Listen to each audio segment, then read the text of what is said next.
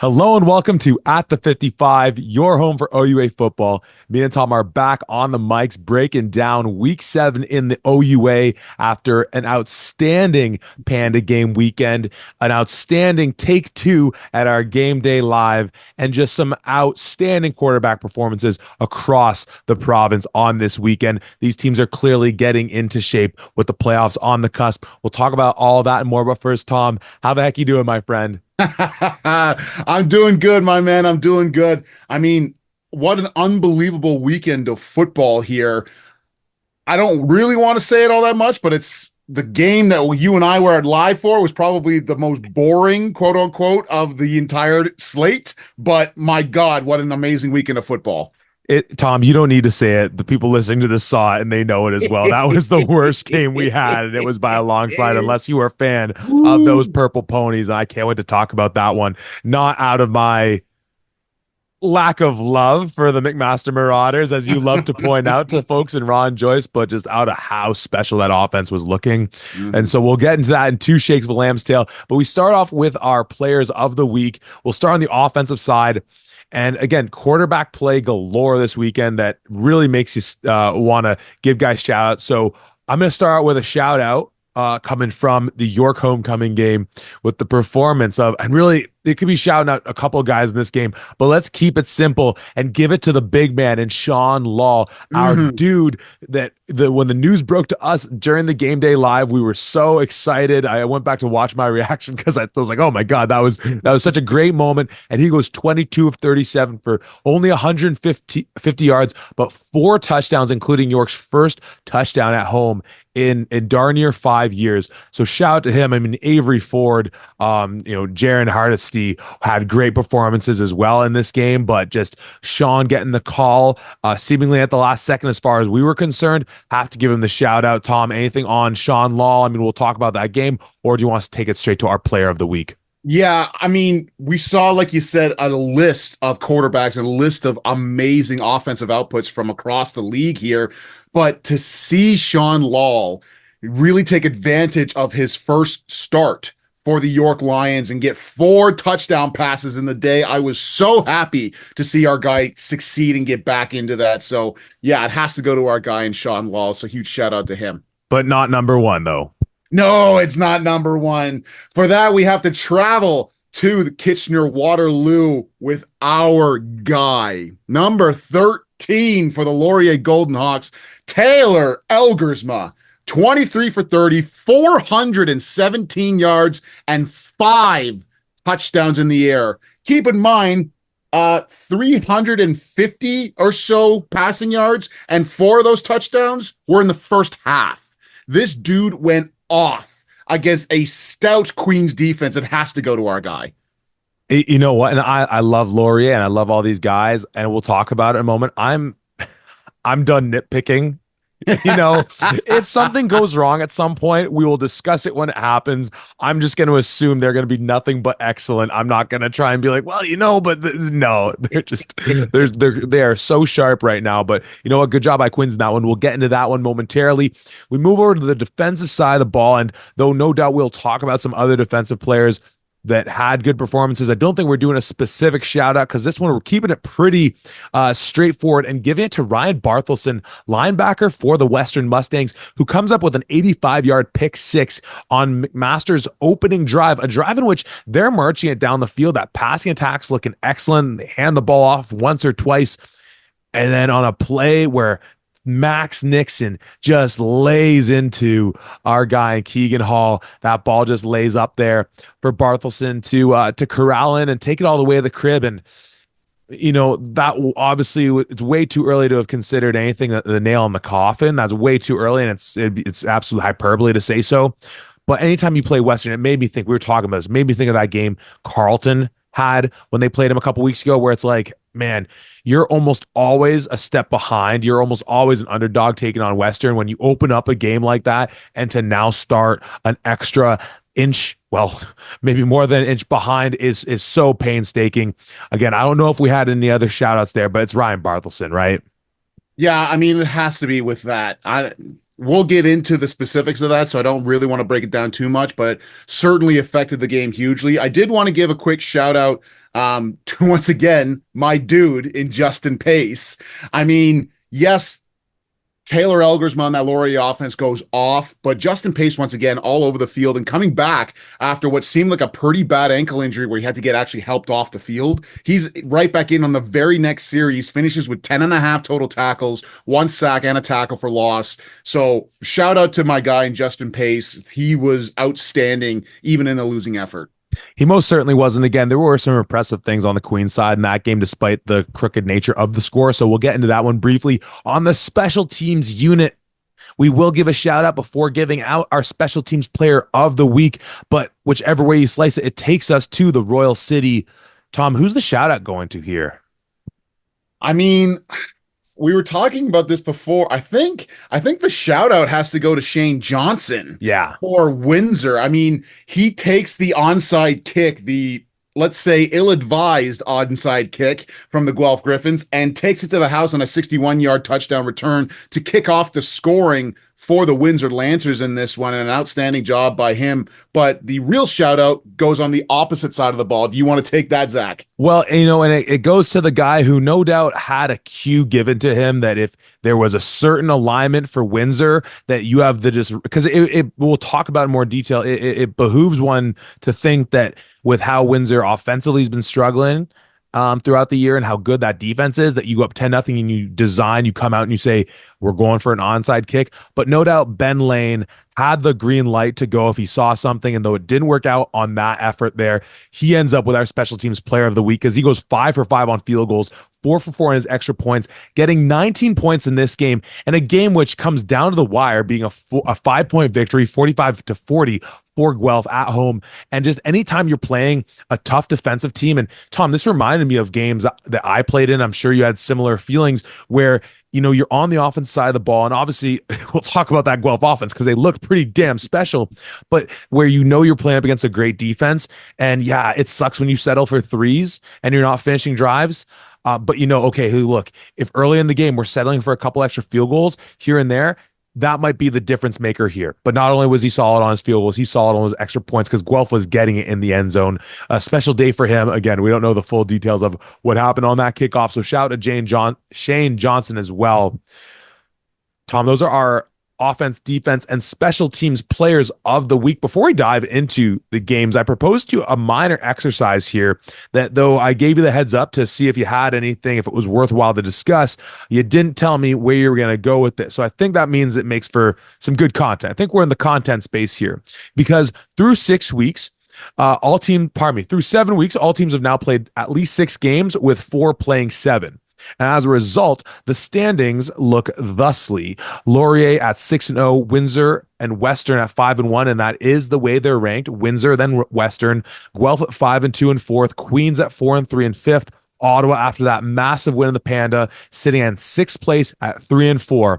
Then in 7th is Mac at 2-4, and the non-playoff contending teams at right now, at this moment, are York also at 2-4, Carleton at 2-5, Toronto at 1-5, and Waterloo at 0-6. So, Tom, my question to you is: those are the standings, just by the numbers, and I guess points for or against. I don't know the full metric of why it has Windsor over Western in that particular situation, or Mac over York, since those teams haven't played yet either. Maybe they're already baking in common opponents or whatever it's points for, points against. If you were to power rank these teams, and you don't have to go through the full 11, but looking at these, if it were a power ranking, do the standings have it right, or are there any teams you would be switching around? No, I'd be switching around some teams here for sure. When you're looking at this, and specifically in the way that everything shook out here, at bare minimum, I'm putting Laurier, Western, Guelph. Oh, I'm putting Windsor down at the 4th spot here. I think that we came into this, and I certainly came into this thinking that defense was outstanding and they really could not be stopped with all the stuff that they were doing. And Guelph had an unbelievable day, and we'll get into the specifics of that one. But I think with the way that things are shaking out here, with obviously how things just worked out, we just saw Guelph in dominating fashion. at least offensively. Windsor obviously came back in that game, and we'll get into it. But I think Western, it's fair to say that it's better than Windsor and certainly Guelph. So I'm putting Windsor down at the fourth spot. Everything else down there, I mean, based off what we saw in this last game, that McMaster York Carleton is kind of up for debate with how Yeah. you want to do things here. But my gut feeling 100%, I'm putting Windsor down at the fourth spot. I'm moving up Western and moving up Guelph.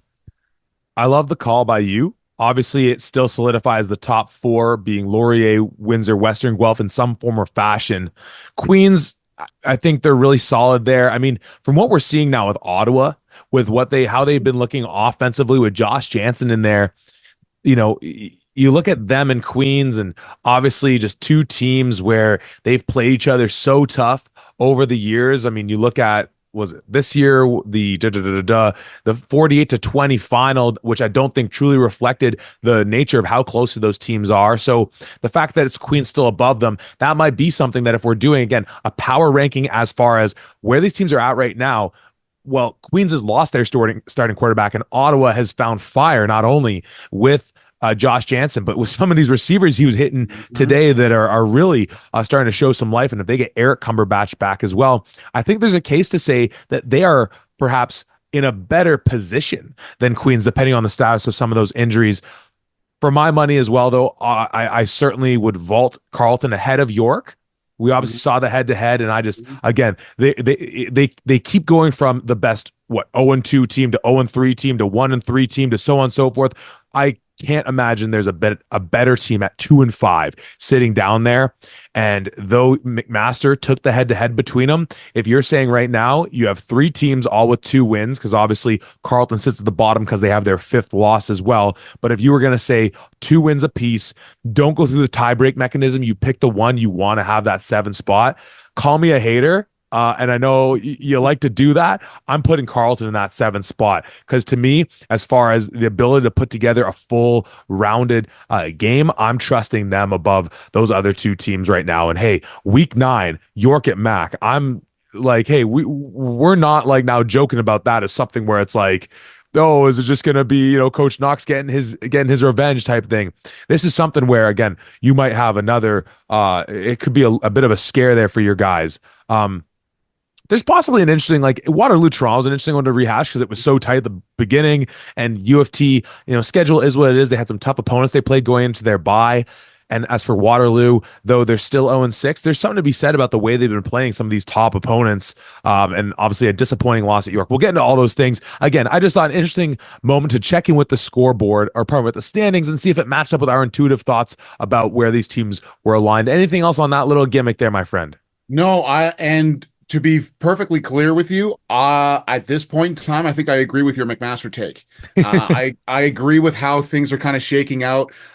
Folks, to be very clear, I'm not doing well. I'm not doing all right when it comes to those McMaster Marauders. I'm not okay.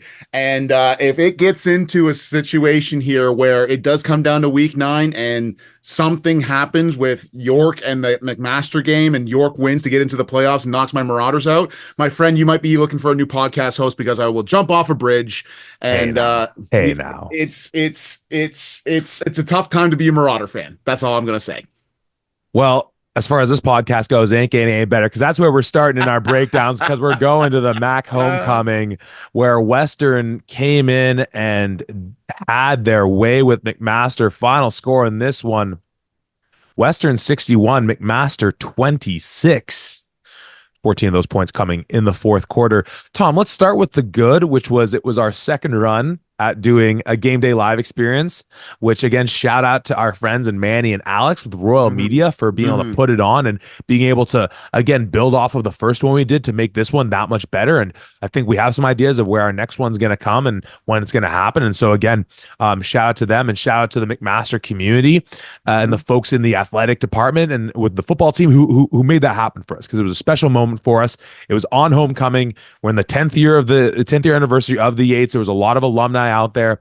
So let me just pass it over to you. If it weren't for the fact that another Hamilton kid, and you're an adopted Hamilton kid, I recognize, but if it weren't for the fact that another true, born native son of the Hamilton region in Evan Hillock, came in and made this day all about him and his ponies. If it weren't for that, prior to what happened on the field, this day was all about you, Tom. So let's start your experience again. 10 years for the Yates.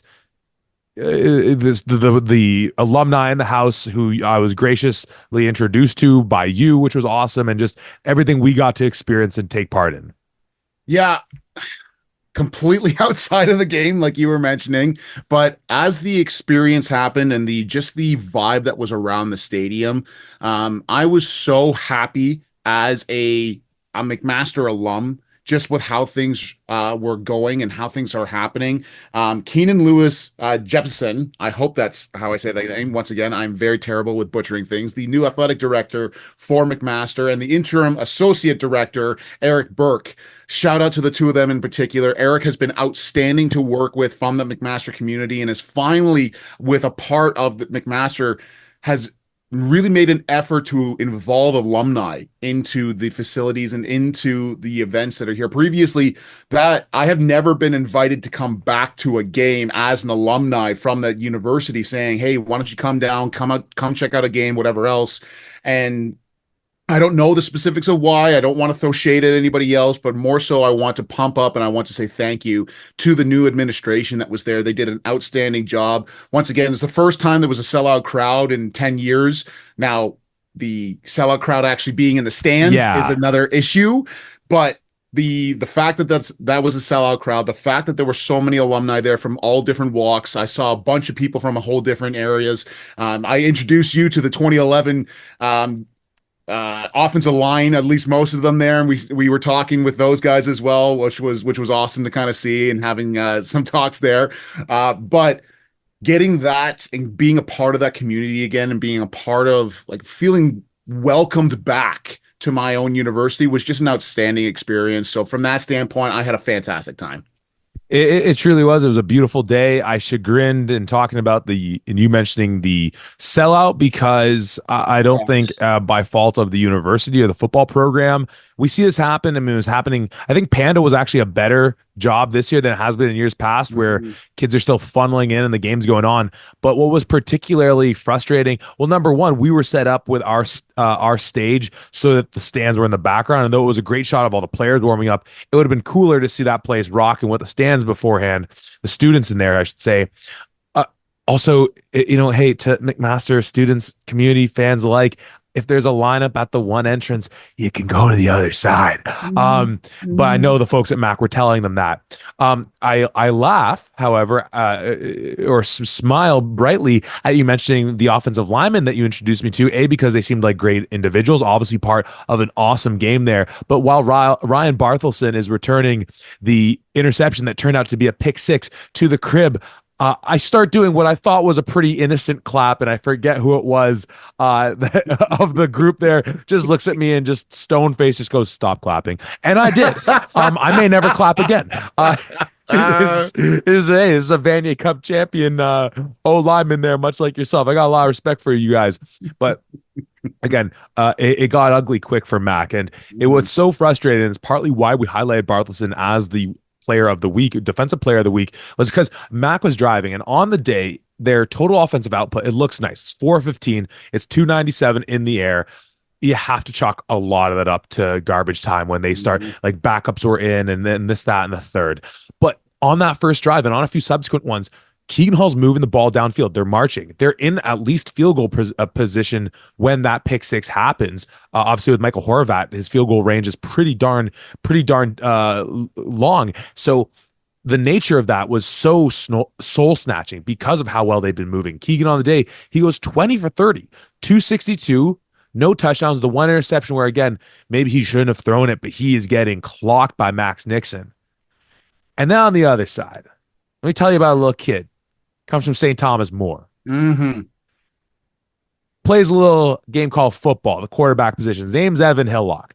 Goes 17 for 21, 259, 4 touchdowns, no interceptions.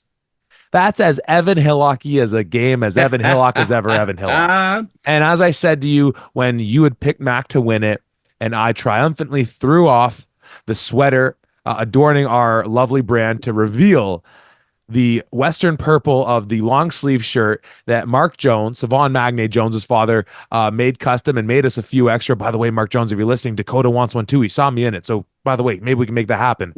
And on the back saying Hillock to Magne Jones for 6.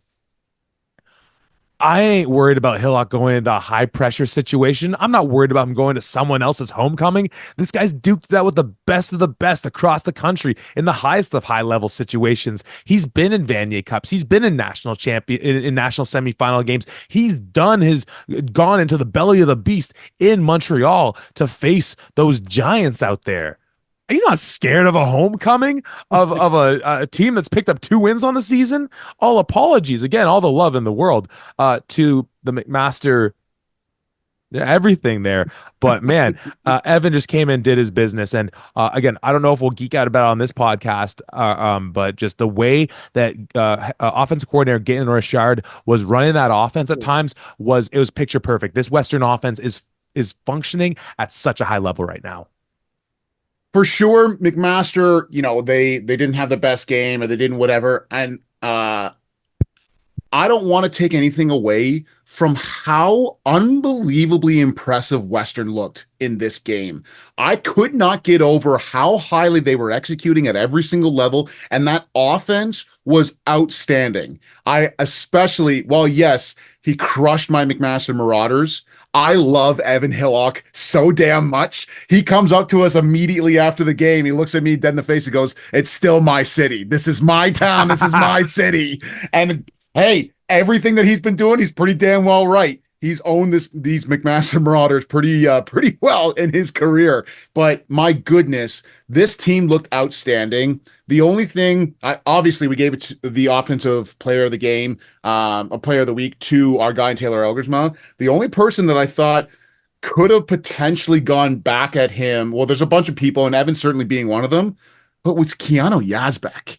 My goodness, 8 attempts, 142 yards on the ground, along with 2 catches for 31 yards and a decisive touchdown where he ran over Johan Shimbalonga on the goal line to get into the end zone. That was the biggest just showcase. Like, Keanu Yazbek is an outstanding runner. He could have easily gone around him, deked him out, gone into the end zone. He put his helmet down as a statement and got into that end zone. And like I said, that was the most impressive win I've seen by Western in person, at least. I know they've had a lot of them, but wow, they are operating on a high level. Yeah, that was something to see. I think that was the third of the fourth quarter. So it had an extra little bit of tinge to it. And what was so spectacular about how they were functioning at all levels was that, again, Keanu, as you mentioned, picks up 142, but Ethan Dolby has a hell of a game, rushing for 96 yards on 12 attempts and a touchdown, and has a beautiful receiving touchdown on, again, one of the many plays that you and I, standing in the end zone underneath the Jumbotron, had to step away to be like, we need to see this replay, because what just happened with the fake zone to the boundary, and then these crossing routes coming back to the field. And actually, there's Dolby now with a wheel route into the corner of the end zone.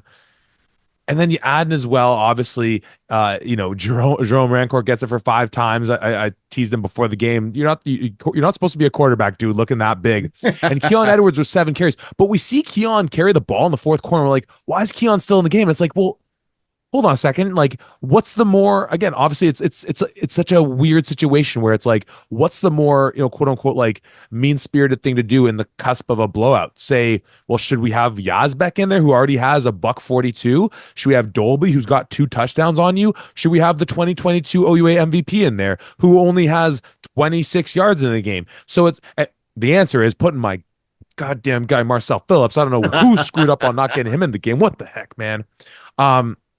But again, they're so effective right now. Your guy and Seth Robertson comes down with a receiving touchdown. Mohsen Jamal gets a touchdown as well in the air. And then we already mentioned Yazbek and Dolby doing their thing. And just a host of other guys in there. Our guy in Braden Masseri having a great day. And just, again, it's a group of guys who are so familiar with that offense. And it's just opening up and revealing more and more things over and over now. It's making it so special. Tom, let's talk about what Keegan Hall was doing, because again, he has a good day. He's hitting the usual suspects. Jackson Cooling gets 7 receptions for 102. Everett Reed with 4 and 41. Other than that, it's spaced out a little bit. No one else really, breaking out, bursting out in the scene. But what did you make of Mac offensively? Obviously, there's that pick six early in the going. But it felt like, at least in the air, which is what we'd expect, they were able to do something on the ground. Obviously, it was a bit of a different story. Most definitely. I was actually really impressed once again with the passing game. We know that McMaster has an outstanding passing game, and we know that Keegan Hall is a fantastic quarterback. But to go out against a team that is so good, like Western is, and that defense is outstanding, especially with their secondary, and to still have success, and especially in the that first drive that they had was incredibly impressive with how methodically they were moving down the field and getting those chunk yardages, which is why that's why we gave it to Ryan Barthelson with that massive hit that Max Nixon put on, because I had a few people come up to me after the game and say, yeah, that pick six, that really changed the dynamic. Listen, it changes the dynamic if you lose by 1 or 2 touchdowns. It doesn't change the dynamic in this kind of setting, but certainly, if they get a touchdown to start, because I believe, and correct me if I'm wrong here, Zach, but I don't think that Western had a point yet. So if Max opened up the scoring in this game, sure, maybe something else happens. Maybe they just have more confidence so that they continue that production. But I don't think there's any way that you stop what happened here. But I like the fact that they were still able to be productive in the passing game, even though Western's obviously coming in here going, well, they're going to pass the ball, so we should probably stop that. And so they were still able to do their thing. So shout out to Keegan Hall. Shout out to this passing game. There was one play. I believe it was an out route right in front of us, and Jackson Taylor had a chance at the ball and he dropped it. I think it hit his hands and he just couldn't make it right in front of us with Kojo Odum. Yeah. On the coverage there, our dude there, which was awesome. But there was a few plays like that, certainly. But when we walked into this and you and I were talking, the recipe for beating Western is every single time you have an opportunity, you either need to score or you need to be able to flip the field offensively. Meaning, if you don't come away with 7 or 3 points or anything, you need to make sure that you are giving Western the ball back as deep as possible, because if you give them favorable field position along with not being able to score, they're going to score, they're going to wear you down, and that's how they're going to win this game. So not being able to do that offensively, and then to just see the offensive firepower on the Western side of things, that's kind of what happened here. And the one thing that I do want to go, I know I've been ranting for a little bit here, but I wanted to give a shout out to that unbelievable Western offensive line, because I love that you brought up the fact about Ethan Dolby, how he had that catch, and Keanu Yazbek. Both of those are fakes to the running back. Evan then goes back into the pocket, sits there, and finds them on a passing route, waiting and not getting any pressure in his face for 4 or 5, even 6 seconds at a time. You don't have plays like that unless you have outstanding protection. And I wanted to shout out the big boys up front for Western, because they really did their thing. They were impressive in this game. And it's an O-line that's still banged up. We got to go see and meet Keegan O'Neill afterwards. And again, hoping that he's back on the field soon, but, great dude overall. And obviously you talked about Seabold not being in there either. And yeah, it's absolutely a function of that. And they still have Eric Anderson as one of the best tackles in the whole country.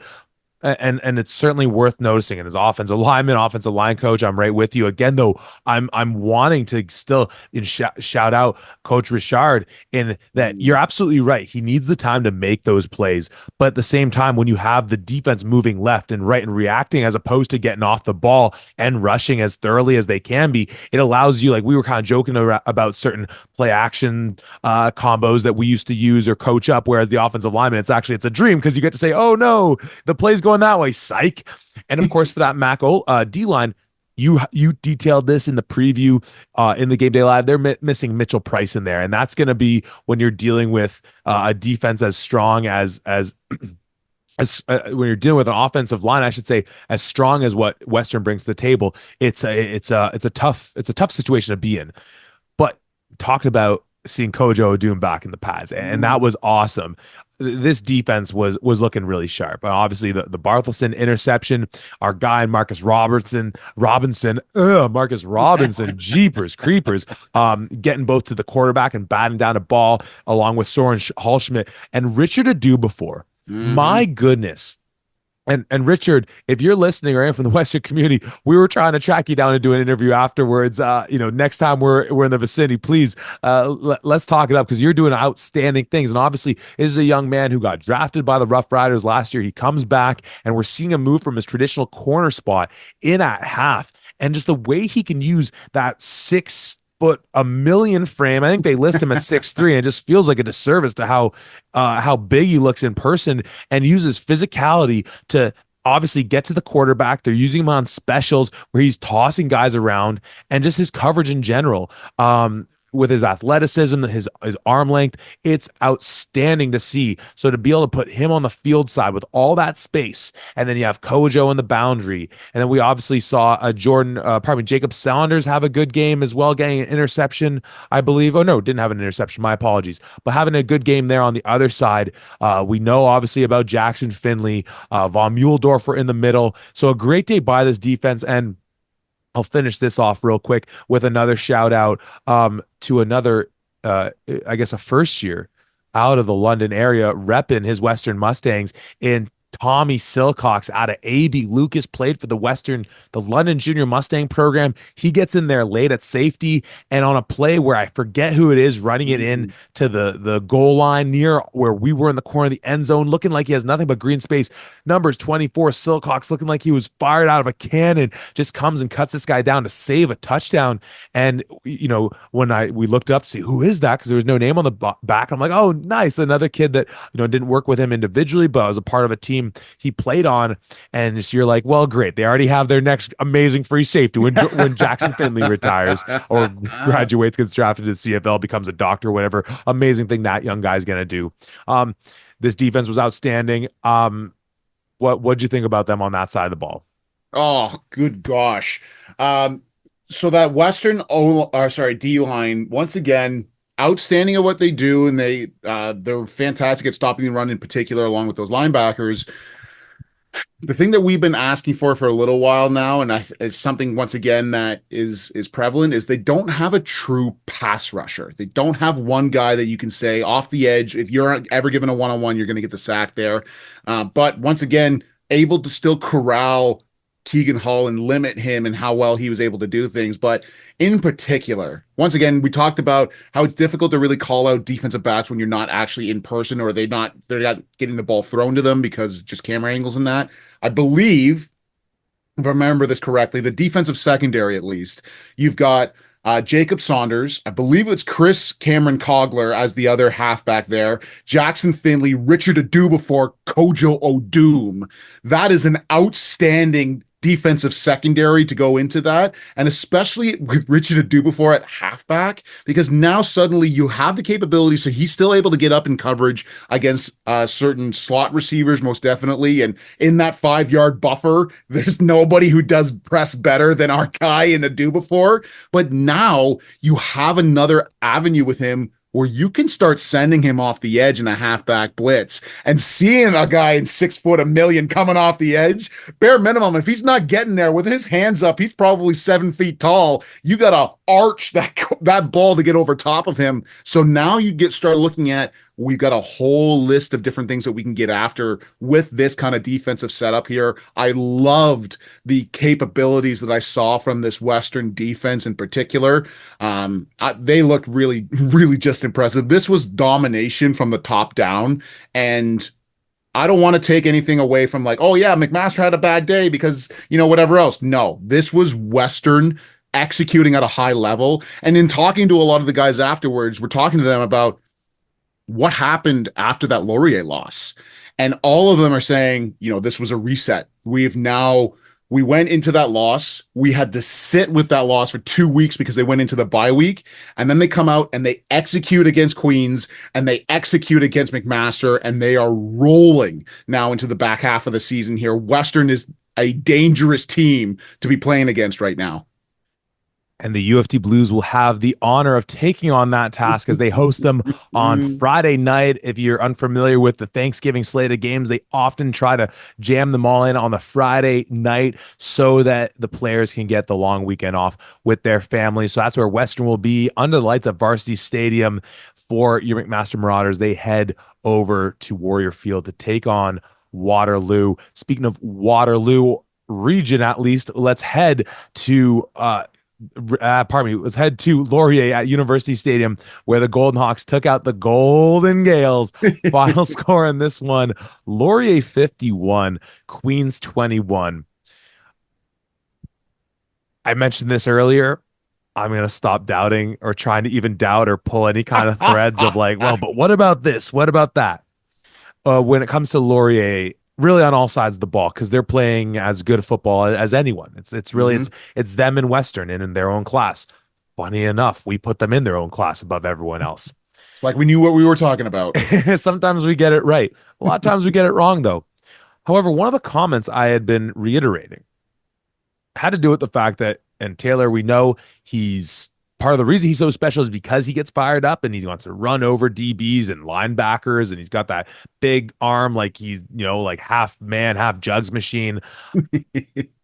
But it feels from what we were seeing, at least hearing Jack Moore on the call and some of the things he was mentioning to you about being there live and direct from University Stadium, is that it might not just be coming to our attention that what, you can't really stop this guy by conventional means of saying let's just trot out 12 people on a defense and that'll do it.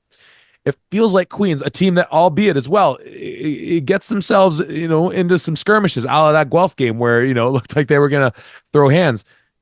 From what Jack Moore was talking about on the call, and you got some insights into this from messaging him, these two teams from the jump were going at one another before the first whistle had gone.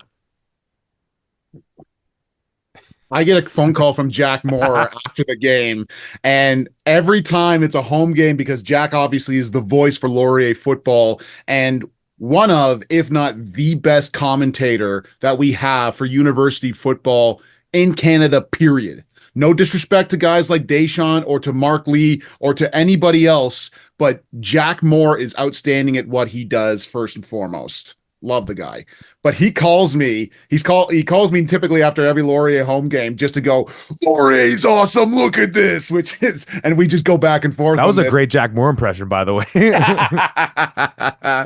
But we start off and he says, man, from the get-go, apparently what he was saying was that Queen stayed over the night before. They didn't drive up that same day. So they're at the field, at the facility at like 9:30 in the morning or something along those lines. So the Laurier guys are there and they're just doing their thing. I guess Taylor goes onto the field and he's throwing.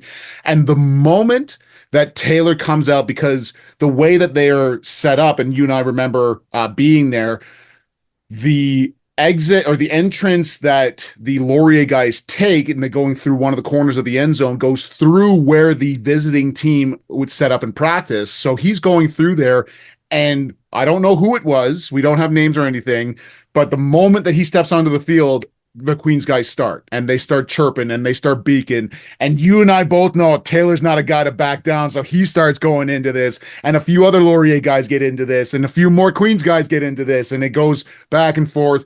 Nothing ultimately comes from it in terms of anything in the moment, but it goes so far that Jack, for those of you who haven't seen it before, haven't gotten to a stadium early enough, the teams will come out, they'll do a warm-up session, they'll do an indie period, and then they'll do a teams period. In that teams period, anybody who's not involved in that period is typically lined up on like the 50-yard line or something, so that the other team can't see what you're doing, even though they've got people eyes in the skies. It's just a formality at this point, really. But typically, all of those faces, you're facing in to where you guys are practicing, so you're looking at your team, not the other team. This time, both sides are facing each other. Jack is walking down the middle because he needs to talk to somebody, and both teams are beaking at each other the entire game. This was an angry game from the get-go, even before we got to the captain's meeting and the coin drop. And another name that came up in the conversation, or sorry, in him telling that story, is again Kojo could do it for Laurier, who clearly doesn't back down from anyone's challenge, as we saw a couple weeks ago at Waterloo. On the whole, it made no difference when it came to slowing down Taylor Elgers, but you detailed the day already, but we'll repeat them. He goes 23 for 30 for 417 in the air and 5 touchdowns. On the whole, their offense net 632 yards. 632 yards on a Queens defense. And I guess the numbers have been updated right now, so it's taking it into account because I'm pretty certain they weren't sixth in the OUA in points per game prior to this. So maybe I should have saved that screen grab of it, but on the whole is giving up just 27 points per game. Again, that was a lot much smaller number as of last week. Yards per game, they're at 429 per game. Again, lower. 272 in the air, 157. They've intercepted 11 balls and they've sacked the quarterback 13 times. And on this day, let's go through it quick. They get to the QB four times, but that defensive backfield that is so scary to have to deal with Miller Melanson, with Keegan Vanek, with Ian St. Arnaud, stays quiet. And it's not even like we talked about when we wondered on the Game Day Live podcast of how are they going to attack them? It's not like there's an obvious route to saying like they did against Ottawa, let's maybe run the ball a little bit more and stay away from that defensive backfield, or where you're going to say, you know what, this team's really run heavy in terms of stopping the run. Let's air it out a little bit more. We kind of looked at it's a game where, yeah, Queens is one of the best defenses in the country, but as a result of kind of being like, well, they're great at everything. You're great at everything. Just go out there and do your thing. And they clearly did. Because again, beyond just what the air attack was for them and the total numbers, you still have Tanner Nelms getting 104 on the ground and an additional touchdown. Tayshawn Jackson adds in just under 50, as does Taylor Elgersma with his feet. Like, this is a team without weakness. And again, I really liked, and we'll get to the Queens side of things, a lot of things that Queens was doing to keep up early on. And I'll give a lot of credit to, again, our guy in Charlie Taggart and how he was having, obviously had coached up their punter and Matt Driver to really corner our guy in Tayshawn Jackson, the rightful will-be winner of Offensive Rookie of the Year, and not to allow him to really go off. But man, oh man, aside from not seeing an explosive Tayshawn Jackson play, which I'm not going to hold against him, there wasn't a thing again, I'm not going to nitpick this one. Laurier was excellent. No, absolutely. They were outstanding at what they were doing. What I will say, and something I am so damn happy about, Laomi Oh yeah. Ojatalayo. Two touchdowns in this game, including an 81-yard scamper to get into the end zone. And when you look at it, and everybody's looking around, I heard this from Jack as well. Everybody coming up to Laomi afterwards, going, "Hey man, I didn't know you were that fast." He's looking around, being like, "How did you guys not know I was that fast? What do you mean?" And I have to respectfully say, Laomi, you're listed at 6'3", 200 pounds. And so when you are outrunning other smaller defensive backs and pulling away from them, that's a terrifying sight for anybody else to look at and to see. So no disrespect intended. That's just an outstanding thing. But man, I was so happy to see this guy really go off in this one. He finishes with 2 catches for 85 yards and 2 touchdowns. And I was really, really excited to see him just show a flash of what that young man is capable of. But if you're going to talk about impressive receiving days, you can't leave out Ethan Jordan. 9 catches for 183 yards and a touchdown.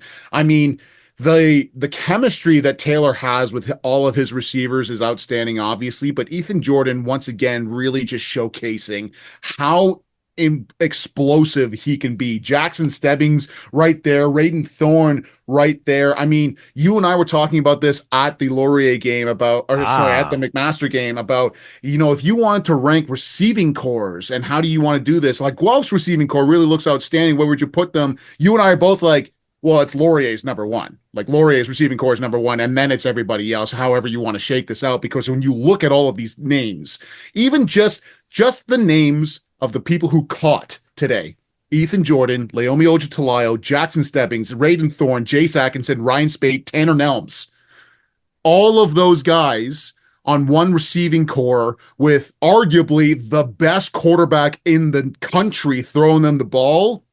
It's no wonder why this Laurier offense is so outstanding. And I can't remember whether it was Ethan Jordan's touchdown or Raiden Thorne's in the back of the end zone, but just so good at hauling in touchdown passes, and it applies to either one of them, that they can do it without their helmet. The darn thing popped off their head before they then reeled in the pass. Again, I'm just, they're going down to Windsor next week, right? Not that we're done with this game. They're going down to Windsor, a team that we obviously saw a little vulnerable on the defensive side of the ball. And obviously they've got their priors that we know that Windsor team is good and they play this Laurier team tough. But again, I'm not going to, on that preview pod we put out for week 8, I'm not going to be sitting there being like, but if Windsor can do this, all that's true. It was just, we were just seeing way too much from this Laurier team to just keep trying to make it interesting. I harken back. I'll mention him another time that father of Savon Magna Jones, Mark Jones, used to tease me where he'd be like, you're not talking about Western enough. You're talking about all these Ottawa teams and this, that, and the third. It's like when you talk about the prohibitive favorites all the time, it's a little less interesting. And not that Laurier is uninteresting, nor is Western, but hey, we're trying to create a brand of OUA football 1 through 11. And hey, there's great ball being played out there, but nonetheless, this is the reason why sometimes you have to really go into the fine details to try and critique these teams. Otherwise, what are we going to say? Wow, Laurier was great again. Shocker. They're still undefeated. But of course, the context matters because, going into this game, we know that Queens is as formidable as anyone on defense. Mm-hmm. But on the offensive side of the ball, like this is where, without a doubt, we weren't thinking that there was the, obviously, aside from if you want to play the but what if this, but what if that game, that, hey, Laurier's win this game. They're at home. Queens, good luck to you. But, it's going to be tough sledding. And it certainly was. But I want to give a big shout out to Anthony Leo because he goes 22 for 33 to pick up 285 yards and 2 touchdowns. And yes, you could say the same thing that there was certainly some garbage time moments with this team. But I think as we saw, especially earlier in the game when, it's getting out of hand early, but you're still certainly in the game just by virtue of how much time is left.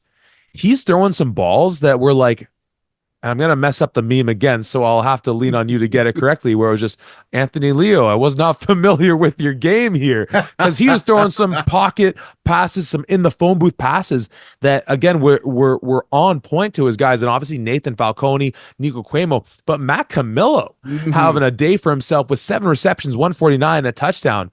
Obviously, we'll talk about Jared Kasari, but I wanted to, in starting the Queens conversation on offense, really give Mr. Leo a shout out. Oh, 100%. And I have to do the same thing. I apologize, Anthony Leo. I was not familiar with your game. That's it. Oh my goodness. I mean, you and I walked into this, and especially going into last week as well with Western and saying, okay, it's a bit of a long shot. Obviously, it's a major long shot against both of these teams here, but you have a little bit of a better chance with Alex Vreekin, with Anthony Leo. I don't know. He comes out in this game 22 for 33, 285 yards, 2 touchdowns, no interceptions.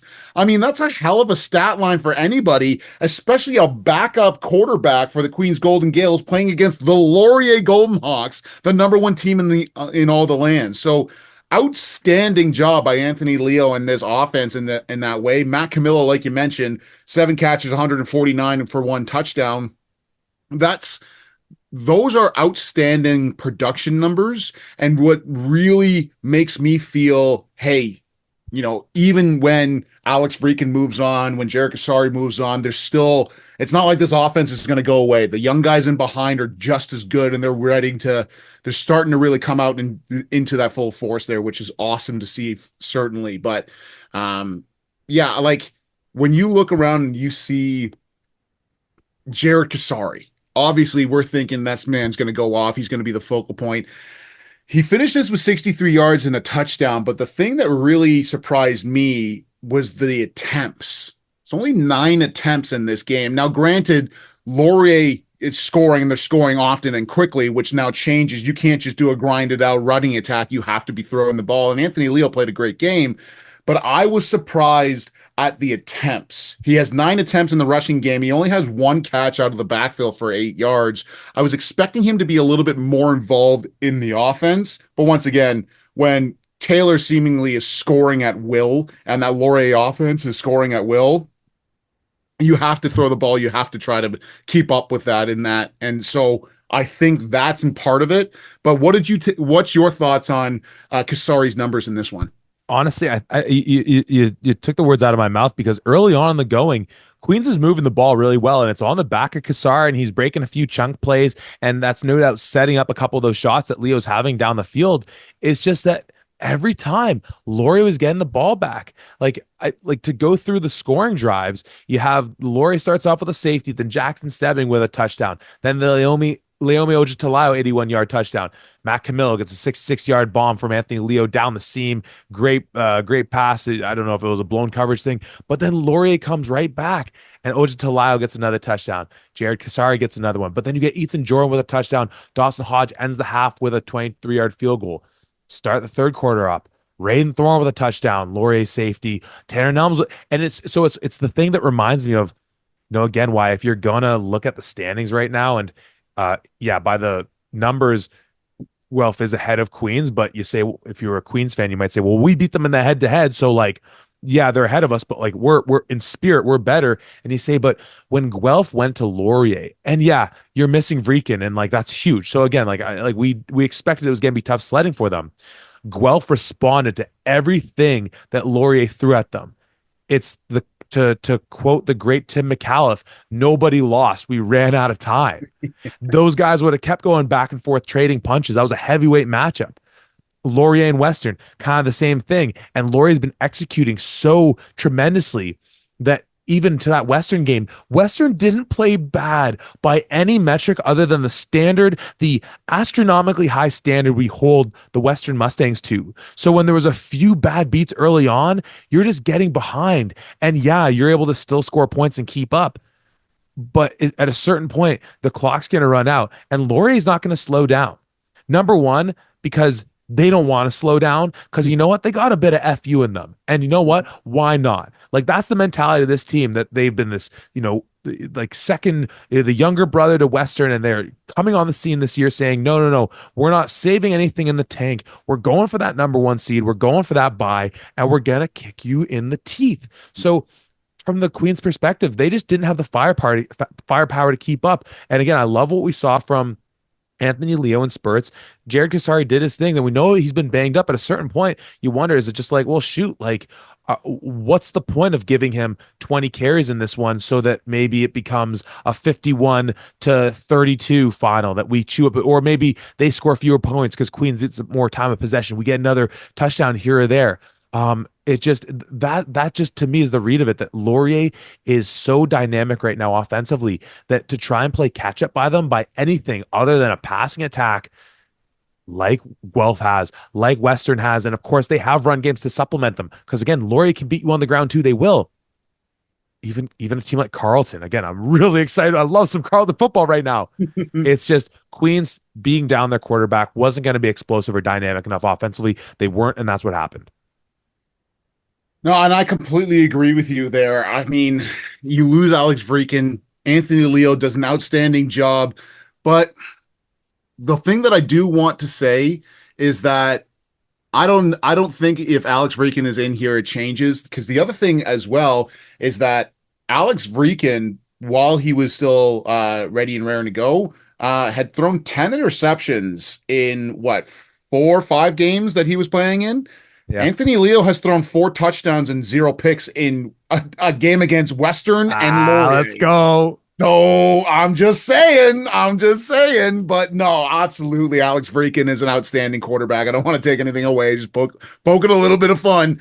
But once again, I think this is to the like a similar degree of what we just saw at Western Mac. Obviously, Western Mac was a much more egregious example of that, but I think this is more so Laurier really dominating and doing their thing rather than Queens, oh, they didn't do this or they didn't do that or they had a bad game. I think this is just Laurier operating at the highest level that I truly think I've ever seen Laurier play.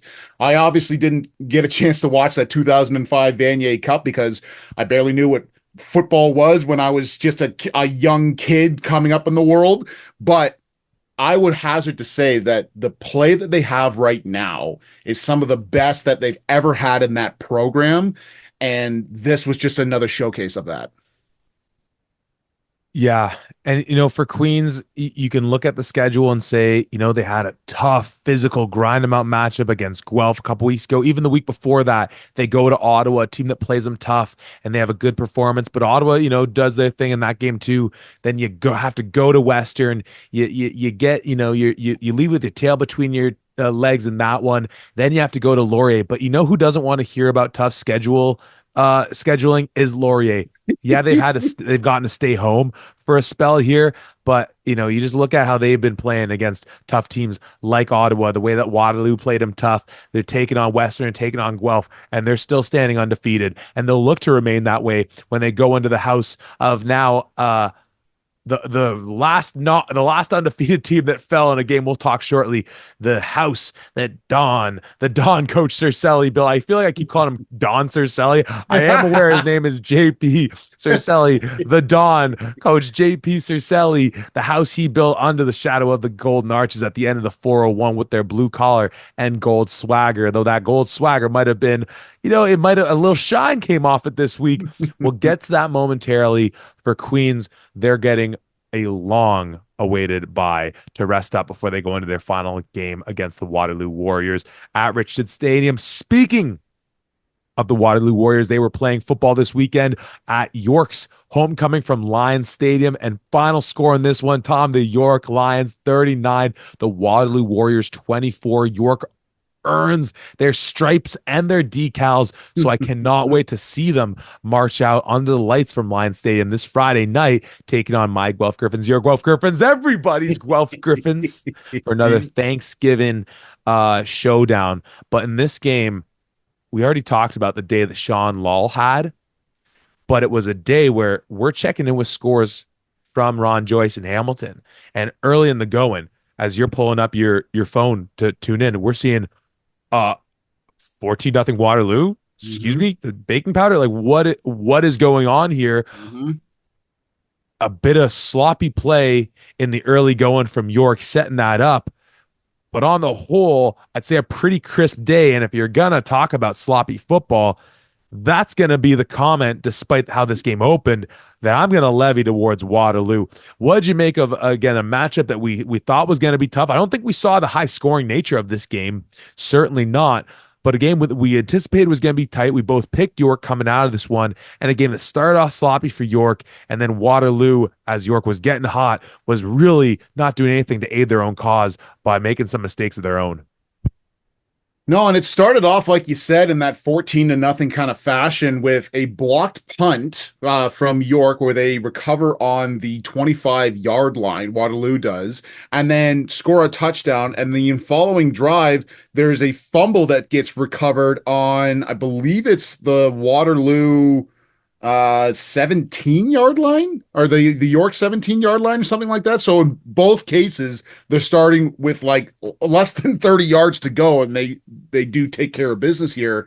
But outside of that, like you said, very sloppy play at certain parts here. The thing that I really wanted to kind of highlight, and really just proving this, is I believe it's the field goal with like a minute left in the second quarter. So that drive starts, and it's a couple of it's a run and then a pass, and it looks like York is gonna punt the ball, and then it's the roughing the passer. And okay, now it's a 15-yard penalty. And then York again, a run and a pass or something, and they're nowhere close. And then Waterloo runs into the punter, and it's another 15 yards. And then York does some work. And so what would have been a punt from their own like 30-yard line per se to get Waterloo the ball back with great field position to potentially score at the end of the half. Now you're giving them 30 yards of offense here, and then they do some things and they get into field goal range at bare minimum. So you turn something that should have been a potential, and let's say, I'm going real aggressive in this one to kind of showcase, but let's say all things align, York punts the ball and Waterloo takes it to the house. Instead of that, you give York 30 yards, they kick a field goal. That's a 10-point swing in the other direction for you. And that's just one example of what was happening in this game. So really undisciplined play at certain times from a Waterloo squad that we know is much better than that. And I'm happy you detailed that, because it really caught me off guard, because I watched this game late last night after we got back from Mac, and I was like, wait a minute, I'm looking at the box score. It's showing 0 penalties apiece. I don't think there's been a proper football game in the history of football that has netted such a bizarre result, because, yeah, it was certainly in that endeavor and some missteps in special teams that really had this team, jumping ahead early, but then really just being the cause of their own demise. And you start off with those two touchdowns on the ground. Anthony Miller with the first one, Quentin Springer with the second. And from there on, you get points from our guy Cole Cressett with 3 field goals and a rouge and nothing more on the board, despite efforts, like a good efforts on the day. Anthony Miller finishes off with 134 on that touchdown we mentioned, though it looked like he got banged up, and I think he came out, didn't return late. I don't know the full details of that. And Quentin Springer getting 51 carries, pardon me, 51 yards on 10 carries in that touchdown. Caban does a decent job. He goes 21 for 40, 183, no touchdowns, no interceptions, but clearly moving the ball, able to gain some yardage. We know they have a really solid kicker in Cole Crossett. They got these guys in Evan Basiliga, Logan Haru. You mentioned out of that Guelph game was a really positive surprise. Samuel Solcombe, who's been really good for them. Tyler Tierney, like a crowd of dudes in here who have been effective, and they were moving the ball. It is just like, shooting themselves in the foot time after time. For York, though, they took advantage of those moments. And I'm trying to remember whose touchdown it was in the second quarter. That I believe it was the Melk Salunga touchdown from Sean Law to break the drought of not scoring a major and not scoring a touchdown on their own field. And as we mentioned, Sean Law goes 22 for 37, 4 touchdowns, 150 yards, 123 yards. I mean, I'm not really sure how this makes sense because I'm looking at the total net yards of all the receivers, and it doesn't match the total yards of Sean Law. But again, I'm maths isn't my strong suits. But Avery Ford gets 123 yards and 2 touchdowns. Jaron Hardesty with a touchdown, 63 yards, using him in some tight end sets as well. Alunga with 4 receptions, including that touchdown, and Alunga as well, 8 carries, 34 yards. Avante McCoy also getting in the mix a bit as well for them. I don't know if we can go as far as to say that they found their identity, because certainly Law is still struggling on some of those more short to intermediate passes. Like again, like it's as if much like the commentary with some of these other quarterbacks that we're talking about. The guy's like 3/4 jugs machine. He just shoots that thing out there. And when you give him some good targets, like he had in Guelph when they was able to beat Western back in 2021, right? Again, like this is why we're high on this guy. We've seen him take out the Western Mustangs in a regular season affair. When you give him the talent around him, he can get it done. Again, a Waterloo defense where we love what Coach McNeil has been doing, especially of late, and they put on a show. Yeah, most definitely. And I love that we talked about how good Sean Law is at the deep ball, because his 46-yard touchdown pass at the end of the second quarter Gorgeous. to our guy in Avery Ford, that's as good of a showcase as possible, because that drops right in perfectly for that touchdown to happen. So he's outstanding when he does that, and he's starting to really see. Obviously, we talked about how good Avante McCoy and Alfred Olay is, but now Avery Ford really stepping up to the plate. He's been good in the past week to week in these battles here. I like what I'm starting to see from this York Lions offense.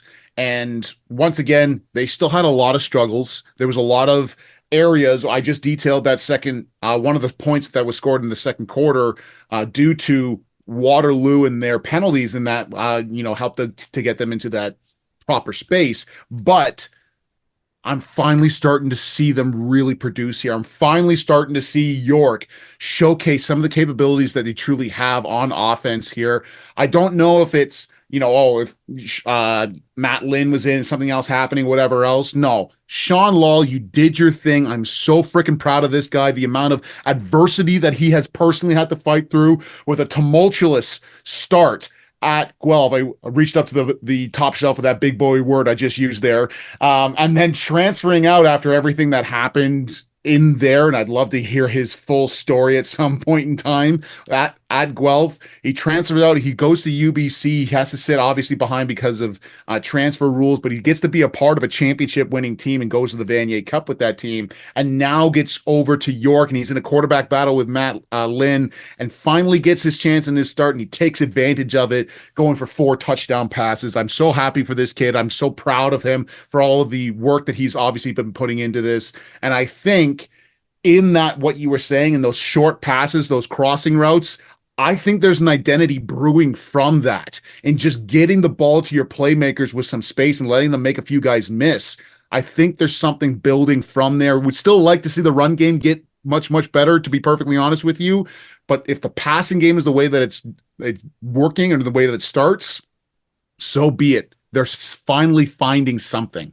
And that can open up the run. And we're starting to see a team in Carlton that's built their team on the pass and is now finding ways to now also with an incredibly special player at quarterback. I can't wait to talk about that game, Tom. A very special player at quarterback is opening up the run as well. So it works both ways for them. And there's something to be said too. I think I'm not a quarterback, never was, never will be. But Sean Law again throws as good a deep ball as anyone else. You look at these receivers for him, or any receiver worth their salt who's earned a roster spot and starting in games in this league. If you say, "Hey, you're running a go ball, or it's a seam, or it's a deep post," and Sean can just say, "Okay, I know how fast my guys are. I just got to throw it up there, let him run it down." I feel like that connection is a little easier to make than if it's okay when this guy runs this crosser, when does he like to bend it a little bit up versus how is he going to react to the linebacker? Do I have to put it in front of him more? Is he more? And though, of course, he's in practice and we aren't, and so I'm not seeing the reps he's getting or not getting with some of these guys. I think those short intermediate things take a little bit more working than just being able to say, like playing at the recess on the playground. Just, hey, go long, you chuck it up and you let your fast guy just go run it down. A little bit easier than the timing on some of these shorter things. So I think, again, that'll come with time if they want to commit to him being the guy for the rest of this year. And we haven't gone through the whole details of it. And again, it comes at the expense of a really what would be a painful moment for you. But I think there's a pathway where this team could steal that seventh spot in the playoffs. So we're going to have to keep our eyes on it. But of course, it starts with them having the best option at quarterback, which Matt Lynn showed some good things. But we've been saying this since the day he signed there. Like, let Sean Law cook. And we see the fruits of that labor. Now, of course, Waterloo had a good day defensively at times, and Nessu Latmore still just attacking the quarterback, a product of what K-Mac likes to do and blitzing his defensive backs, picks up another sack. Like, this is a guy now where I think he's somewhere in the top 3 in sacks gained, where, yeah, Onyeka has 8 sacks at the top. Kaladia Moosin with 6.5, and then it's Nessu Latmore with 4. A whole host of guys then tied for 3. The likes including guys like Salas Hubert, Omari Hastings, Liam Hoskins, Max Nixon. Like it goes on and on. And yeah, it's just one more sack. But again, this is a DB compared to some of the top box players in the OUA, and as well a product of the system. But he's filling that role formidably. For York, though, defensively, not to move off Waterloo wholeheartedly, we've talked about how great Brody Clark's been all year. He gets a little dinged up in this one, still manages to get 5 tackles and a breakup. Solid game there. Hopefully I don't know if he returned, I can't recall, but again, he's a key part of that defense. But filling in for him, and again, a part of the same way we're looking at Nessu Latmore having a strong season, looking at, as we talked about on the Game Day Live program we did, with your guy and Coach Knox, the defense he runs, and that Sam Lamb linebacker, which Brody Clark's playing, which the likes of a guy like Nick Shorthill's played in the past, President's Trophy winners, President's Trophy winners, no affiliation with Galen Weston. The caliber of players where, yeah, there's been great players that have stepped into those roles, but I think also the system helps out because we see a guy in Kirill Niari end up with 3 tackles, 2 tackles for loss and a breakup, filling in for Brody Clark. Some other great performances on this defense as well. But still, even though Waterloo's putting up 24 points, it started off with that defense with their back against the wall. Predominantly, this is a team where, again, we detailed that Waterloo was moving the ball, but when York had to do their best Gandalf impression and just say, "You shall not pass." That came to fruition because they were able to shut the door when need be and hold them to cold cross at threes instead of getting in the end zone. I love that you brought that up because one of the other stats that really jumps off the page to me is the tackles for loss as a team that York has. Oh, yeah. They finished with 10 tackles for loss, detailing 75 yards. These guys were living in the backfield, and it's not just like, oh, it's one guy who's really doing their thing. Peyton Ryder, Austin Morgan, Drew Liard, Winston Core, Kirill Niari, like you mentioned, Riley Burfellow, and Josh Hoyt, all with tackles for loss recorded in this game. Not to mention the fact that Austin Morgan and Maxwell Tefescu also have sacks in this game. Maxwell with another tackle for loss, and then Nahamian, I'm so sorry, Ford Bowen, another major tackle for loss in this one as well. So These guys were living in the backfield for Waterloo. Now, this Waterloo offense still does their thing. You mentioned Nolan Caban's numbers, 21 for 40, 183 yards. Anthony Miller, 16 attempts for 134 yards and a touchdown. That's nothing to sneeze at. We're finally starting to see him get back to the form, at least from what we saw from last year. Quentin Springer, 10 attempts for 51 yards, but he does still have a touchdown on the day as well, so something from him. But my goodness, we're starting to see this York defense really do their thing. And like you mentioned here, yes, they had a few bad games that started off the season with, still finding their identity on offense and still really getting used to the Greg Knox defense that does have layers and layers and complexities to it. I don't know how much he's opened up to them, but there's a lot of things to learn within that. But like you mentioned, there's a very real possibility where York can finish off the season here stealing. I don't even want to say stealing a game at this point. We're winning a game at the last game of the season to potentially get into that seventh playoff spot and go from a team that was losing games by 80 points last year and now has a very legitimate path to getting into the playoffs. You have to give all of the respect in the world to Coach Dexter Janke and this coaching staff for the complete overhaul in the identity of the York Lions in this one, to have 2 wins on the season and to earn this idea of it's not just the pipe dream. It's not just okay, maybe they do this or this or whatever. If you win out, you're in the playoffs. And that's something that, when's the last time that we were able to say that about York? It's been a while. So outstanding work by this coaching staff, by Coach Dexter Janke, our guy in Sean Lall. I'm really just overall very happy for York and finally getting out of the proverbial gutter to being where they are now. It took me a second there when you mentioned, I mean, obviously if they truly win out and they beat Guelph this coming weekend, which is who they're facing Friday night from Lion Stadium, that would just change everything. Like I don't know, I don't know how we even begin to think about that. But obviously, from this recent outing for Mac going into there in the last week, if that feels a little more viable, as it probably does from what we've seen most recently. And again, this York team, they're drinking the Kool-Aid, they're bought in, they're signed, sealed, delivered on what Dexter Janke is selling them, and why not? Because it's working. And our good friend, our teammate here with At the 55 and Dakota Vine was there shooting photos. And I was talking with him yesterday and he was like, oh, also, by the way, that stadium was electric from start to finish. It was a riot of fare. And we saw that in the Ottawa game, a great crowd out for that one. Again, I'm hoping to probably end up at that game this week.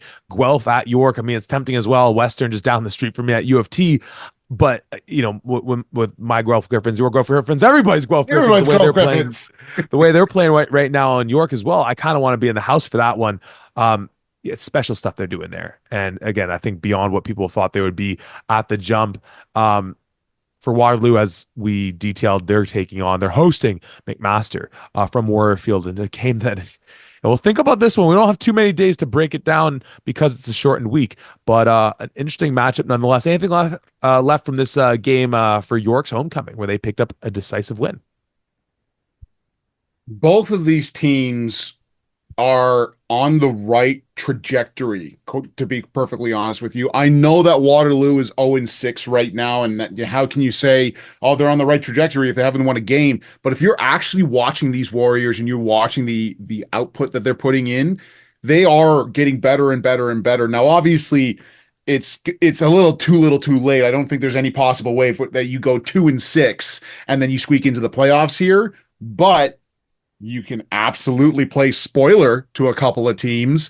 Everything that we're thinking on right now for McMaster in order to get into the playoffs, a lot of that is bare minimum. You go 3-5, best case you go 4-4.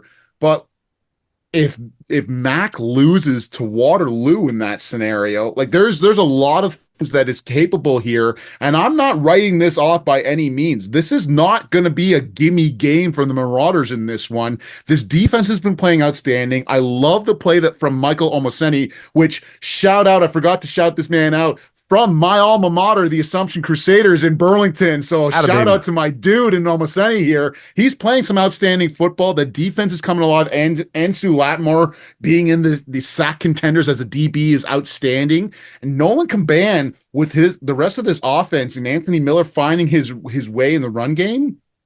Do not sleep on these Warriors. Do not sleep on these Lions. Any team in the OUA right now has a path to win most paths against some teams, but certainly in the end of the year here, there are no gimme games. You have to play your best football regardless of who you're playing against, or anybody has the capabilities to steal one from under you. And Mac hasn't deserved the right to look at any team in the OUA as a gimme game where they're at Mm-mm. right now. Mm-mm. Let us, actually, before we do it, I had their names earlier, but as we've talked about, all things being uplifted with this York team, the broadcast has gotten better, though I think it's the same crew calling the game. The just camera angles have gotten better, and though I forget their names, the color commentator and play-by-play guy are outstanding. They have a good rapport with one another, and they're knowledgeable. They know their stuff. So if you can't make it to Lions Stadium on Friday night, tune in on OUA TV because it's a great crew they have there. Going to the team that they will be duking it out with, the Guelph Griffins, who put up a electric performance at home against the Windsor Lancers to exercise some demons from a few bad matchups over the last 2 years. Final score in this one, the Guelph Griffins 45, the Windsor Lancers 40. Tom, I'm proud to say I was the only one who got this one right in taking Guelph. I would have been okay to have lost the pick even in a losing effort at about halfway point of the game, just seeing what Guelph did against one of the best defenses in the country.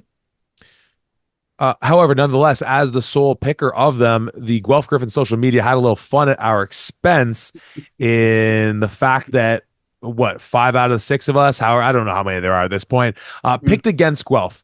That was synced up with a video of them rushing off the field or rushing into Coach Saria, and a great close up on, I couldn't tell who it was, in saying, "Don't get it twisted. This is not an upset." Let me start there with you, Tom. Was this, in fact, to kind of bastardize some great lyrics for LL Cool J instead of "Don't call it a comeback," don't call it an upset. They've been here for years, right? Is this the upset that a lot of us probably think it is, even though I picked Guelph to win? Or is Guelph right in saying, no, more y'all, and not just us y'all, but across the OUA should have recognized that this was going to happen? Most definitely. This is not an upset by any means, regardless of what you saw in the standings, regardless of what you saw in the top 10, whatever that comes out. This was not an upset. My rationale going into this one was we saw Windsor play some outstanding defenses. And sure, you can argue about the caliber of certain teams that they played against, but one of those teams was Queens. And Queens has the capabilities to really do some special things on offense. And they still were leading in the majority of defensive categories. If they weren't number one, they were number two in all of those. And so in my head, I think it's more likely that Joey Zorn and Nick Domovsky go off and start doing something offensively than it was for Guelph to really go off in this kind of showcase. And what I will say is that there were 2 teams this week that had top to bottom outstanding, dominating fashions for offense, defense, and special teams. That was Laurier and that was Western. But if you want to just say positional or just one group, this Guelph offense was one of the most impressive showcases I have ever seen come out of the Guelph Griffins. I could not believe at certain points the ease that they were moving the ball down the field. Once again, shout out to this offensive line for the Guelph Griffins. My goodness, Daniel Hosevar, Spencer Masterson, Ethan Pyle, Mitchell Stretchinger, and Thomas Barakis. My goodness, they did their thing. They were moving bodies. Claudia Mooson, while certainly getting a few pressures here, was not a factor, or at least not as big of a factor as we were thinking he would be in this game. And we saw it just dominating fashion from start to finish on this offense. Tristan Aboud, 21 for 27, 267 yards, 2 touchdowns, no interceptions. Donovan Malloy goes off, 16 attempts, 101 yards for a touchdown. I mean, to see the capabilities of what is possible with this Griffin offense. My goodness, the entire game. First off, this game just from start to finish was an outstanding one that if you didn't watch previously, I highly recommend you go back and watch because it was exciting right up to the last moments. But wow, to see the capabilities, to see our guy in Kane Stevenson That's the back one. and healthy, and not just the numbers that he had. And I'm sorry if I'm stealing your thunder here No, a little no, bit, no. man. I want to go off. Kane Stevenson, 4 attempts in the rushing game for 33 yards. He has 5 catches for 64 yards and a touchdown, and that's all well and dandy. I think the first 3 touchdowns that were scored, whether it was him or not, he's either making the key block for it, setting it up, Yes. or he's catching it himself. This dude is a game changer, whether he's touching the ball or not. I'm so happy for my guy in Kane Stevenson. I'm so happy that he was back and really performing here. And when Guelph is performing at the top of their game offensively, they're right up there with the top tier of the OUA. I will say it right now. Yeah, no, and again, thank you for saying it because that's obviously the biggest thing in this one. And it's worth saying again, if you're the Windsor faithful, you look at this one and you say, "Hey, you know what? With still no Waby Mambo and with no Liam Talbot, we put up 40 points on the road against a Guelph team that was firing on all cylinders, and they're looking hot right now." You don't get that freedom to say you don't have that same rationale when it comes to your defense. Mm. And again, this is a team where went from averaging giving up around 11 points a game through 5 games, giving up this 45 burger, their average jumped 6 points. It over like I'm not a math guy, but a significant jump nonetheless. And the way that Kane Stevenson unlocks so many of these things for them in the run, the pass, as a blocker. Donovan Malloy obviously having a great game as again for him, 101 and the touchdown. We're still not seeing Isaiah Smith jump off the page, and I'm starting to just wonder now if it's just a product of like, look, he'll come along when he does, but for right now, there's no need to force it. He's still part of this full bevy of weapons that Coach Soria has at his discretion to use at will. Willem Arsenault gets in the end zone again, 95 yards in doing so.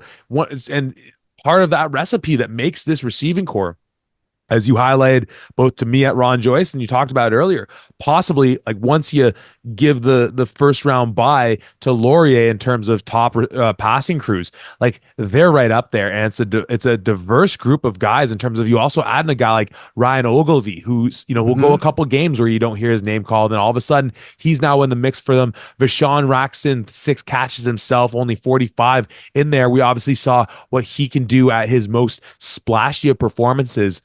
And it's a really special offense that's, again, you can say what you want for Windsor and being that, well, we still scored 40 despite being down 2 of our best weapons offensively.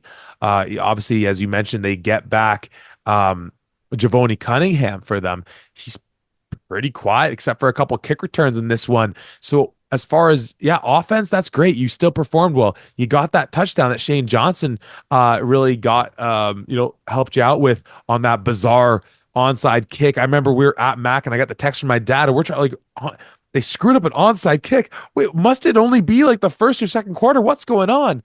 And again, I'm certain that's a situation where Ben Lane just has the ability where they have it drawn up where if there's a gap in the middle, okay, we can go for it. That's my suspicion.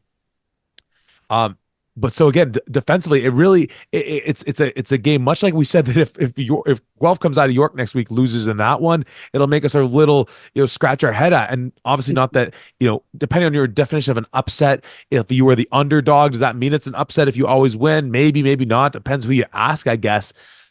But not them winning this game, not just them winning, but the way that they were able to move the ball, as you've already highlighted, is what has me coming out of this game being like, sure, let's not call it an upset, but I'm gonna have to come up with some new opinions of what these teams can do because we're at Mac.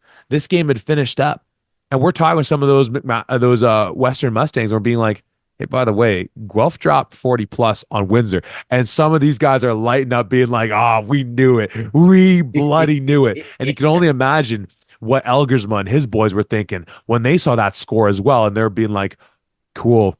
trip down to the Golden Arches, no problem. Have you seen what we do offensively?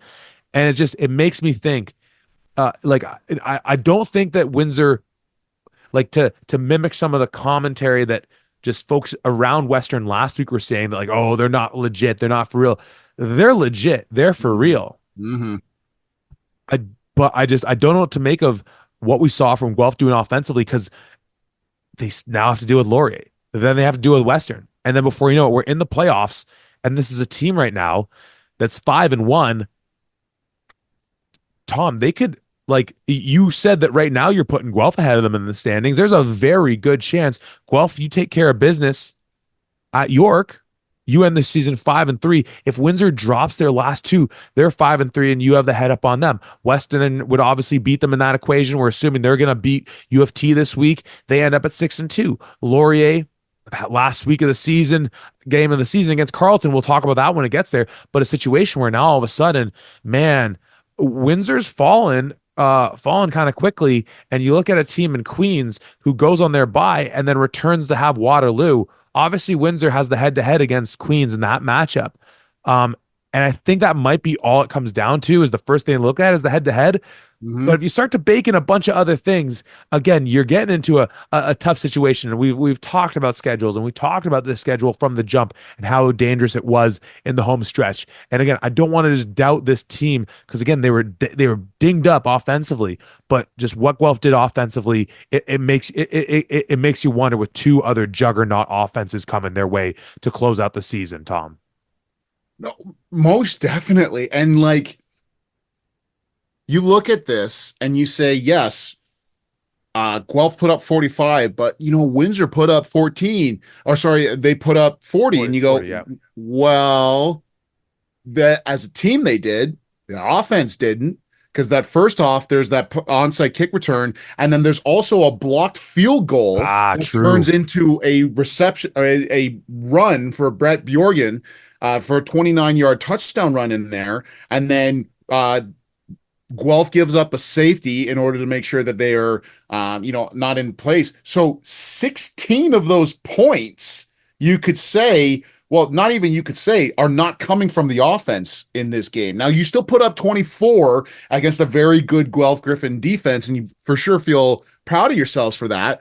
But this wasn't exactly like oh my gosh, this is an offensive showcase, and look at all what we're doing here. What I will say, though, in this case, is Nick Domovsky is their starting quarterback. When he is healthy and when he is playing, he has been great in at least the two showcases that we saw. We saw Corson Roy start this game, and I unfortunately have to end this game because of a Nick Domovsky injury. But in the time that he was in, Domovsky goes 12 for 15, 140 yards, one touchdown, and then goes for 43 yards on the ground with another touchdown as well. This kid, when he's on the field, that's when I'm finally starting to see Windsor's offense and the capabilities that they certainly have here. Now, I did reach out to the young man. He's been dealing with a hamstring injury for the majority of this year, which is why he hasn't been in. And it looks like he might have flared that up in this game. He's getting treatment as we speak right now. I hope. We wish nothing but the best for this young man. Once again, we pray to the football gods that everybody stays healthy and that there are no injuries, period. But things happen in this game. But when he's in there, he's been playing really well. And obviously this hamstring injury is not 100% for him. So I'm really interested to see what he would be able to do if he's 100% healthy in this. And if you have a Liam Talbot, if Giovanni Cunningham is 100% healthy in this game as well. So there's certainly upside for Windsor in this one, but this was a dominating fashion for Guelph from the get-go here, most definitely. And there's a couple of special teams touchdowns that came out of this. And the field goal, you could say that's a great taking advantage of the situation in Brett Bjorgen. I don't want to take anything away from him, but it starts off because Guelph blocks the field goal. So you could argue that it came because Guelph was doing outstanding things on special teams to begin with. So there's a lot of things in this that when you really dive deeper into it, showcases how many great things that Guelph really was doing in this game. And that, I don't know, I don't want this to sound like I'm coming down on Windsor because I still think there's a ton of potential for them, and I still think there's a lot of green grass potential for sure. But my goodness, Guelph dominated in this game, and it doesn't even properly showcase on the scoreboard how much they did. You have to watch the game to really see it. Yeah. And Windsor, we still love you. Don't be calling back for those Absolutely. t-shirts. Yeah. No, great call outs by you. You know what? I won't go into too much detail of it because we still have one other major game to get into, but it just reminded me of a game 10 years ago when we beat Western in the regular season. We ended up facing them again in the playoffs that year. We beat them that time too, but that was, obviously again, Guelph put up a great fight against Queens. They put up a great fight against Laurier. So it's a team that shouldn't be surprised when they have great successes like this, but was a huge moment for us where one of the top teams in the league by record and by reputation, obviously, some great players on those Western Mustangs teams came to our house, and it was a shootout similar game. We took care of business though, and was like, okay. And hey, our season ended unfortunately in your house, but again, it's a major moment for this team. Whether they're gonna just brush off the shoulders like whatever, business as usual, that's all well and good. I'm certain in that locker room and within those maybe quieter moments that aren't on socials, there's still people in the Guelph community being like, no, we're ready. We're ready. And obviously, we saw a great game between them and Laurier. I hope in some form or fashion we see the matchup with Western. Maybe I regret to say that, but just we see the matchup with all these other top teams, and I'd love to see some of these rematches. We talked about seeing them in Laurier again, but just to Yeah. be able to, you can't truly compare yourself until you get to say how you did against Western, you know? First and foremost, well, yes, it'd be an unbelievable game and probably give both you and I some gray hairs, if nothing else, in the beard, anything. But like, you're robbing the the U Sports football community of an outstanding matchup when you don't have Guelph and Western playing against each other. I mean, every time you guys played, even in the times where Guelph is not at the higher end of the OUA, let's say, there's still competitive games at certain points here. And Sean Law in 2021, they upset Western for one of the few ever regular season games that these guys have. The last one before this one happened in this year against Laurier on the road here. So I'm just hoping and praying OUA football schedules, please, let's see these teams play again in the regular season because my goodness, they are always must watch television. As we mentioned, Guelph hitting the road to take on York from Lions Stadium, 7 p.m. on Friday night. Windsor heading home to host the Laurier Golden Hawks same time, but from Alumni Stadium under the Golden Arches. We move into our Sunday slate of a farewell. I don't know if you still call it a slate if it's just the one game, but it's the only game that matters. It's the Panda Game 2024, the 55th edition of the Panda Game, mind you. And where do I want to start with this one? I kind of want to start at the end here. Well, start by saying final score in this one, the Ottawa GGs. I hope I can still call y'all my Ottawa GGs. I just love Ottawa football at this point because I love these Carleton Ravens too. But final score, my Ottawa GGs 35, my Carleton Ravens 32. And I want to start the commentary at the end of this game, Tom, because we have a scenario where it's 32-24 for Ottawa. And Ottawa gets the ball back with 3 minutes and change left in the game. They proceed to go on a drive that ends with a Zach Copeland field goal to go up 35-24. The ensuing drive begins with an Ethan Roca kick return. It's then Elijah Barnes to Frederick Hatchie down the field for 39 yards.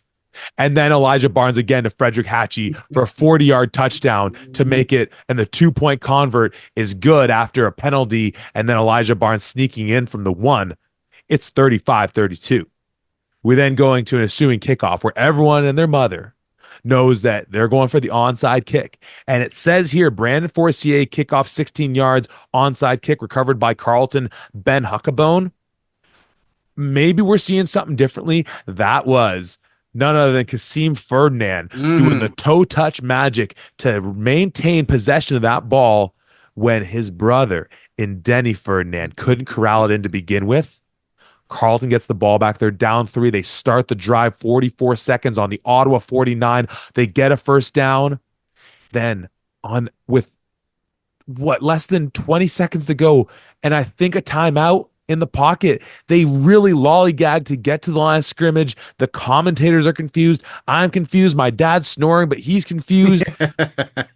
And Elijah Barnes takes a sack. They're forced to use their last timeout, and it leads to a Brandon Forcier missed field goal from the 54. No doubt, had it been pushed back 1 yard, he would have been golden on it to make it a 55-yard field goal to tie up the 55th Panda game. This was action-packed. In many ways, the tale of two halves, like so many of these games are off the jump. My, oh my, Tom, what a beautiful four-quarter affair football we were treated to.